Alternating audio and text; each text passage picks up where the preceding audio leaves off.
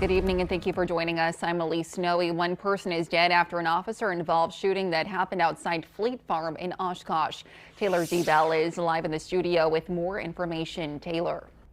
Elise, Oshkosh police say they were called just after 8 this morning for a report of theft of a firearm at the Fleet Farm on North Washburn Street. When police arrived, one officer encountered a man in the parking lot. According to authorities, the man did not comply with commands and reached to grab a firearm in his waistband while walking toward the officer. That's when the officer fired his weapon, shooting the man. The man was taken to a local hospital where he later died from his injuries.